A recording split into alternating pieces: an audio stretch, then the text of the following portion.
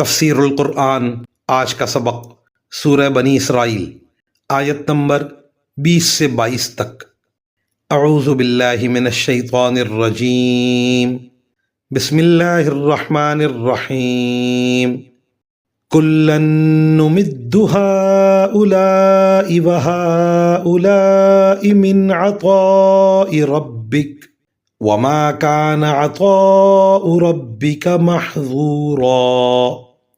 انظُرْ كَيْفَ فَضَّلْنَا بَعْضَهُمْ عَلَىٰ بَعْضٍ وَلَلْآخِرَةُ أَكْبَرُ دَرَجَاتٍ وَأَكْبَرُ تَفْضِيلًا۔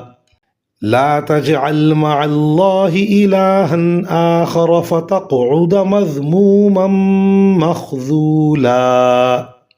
ترجمہ: اے پیغمبر، جہاں تک دنیا میں تمہارے رب کی عطا کا تعلق ہے، ہم ان کو بھی اس سے نوازتے ہیں اور ان کو بھی، اور دنیا میں تمہارے رب کی عطا کسی کے لیے بند نہیں ہے۔ دیکھو ہم نے کس طرح ان میں سے ایک کو دوسرے پر فضیلت دے رکھی ہے، اور یقین رکھو کہ آخرت درجات کے اعتبار سے بھی بہت بڑی ہے اور فضیلت کے اعتبار سے بھی کہیں زیادہ ہے۔ اللہ کے ساتھ کسی اور کو معبود نہ بناؤ، ورنہ تم قابل ملامت اور بے یار و مددگار ہو کر بیٹھ رہو گے۔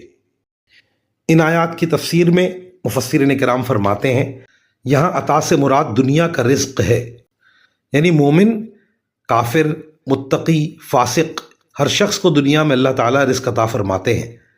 یہ رزق کسی پر بند نہیں ہے۔ دنیا میں کسی کو اللہ تعالیٰ نے اپنی حکمت کے تحت زیادہ رزق عطا فرمایا اور کسی کو کم۔ البتہ جس چیز کے لیے انسان کو پوری کوشش کرنی چاہیے وہ آخرت کے فوائد ہیں، کیونکہ وہ دنیا کے فوائد کے مقابلے میں بدرجہ زیادہ ہیں۔ مزید فرمایا کہ آخرت کی بھلائی حاصل کرنے کے لیے بندے کو ویسی ہی کوشش کرنی ہے جیسی کرنی چاہیے۔ وآخر دعوانا ان الحمد للہ رب العالمین۔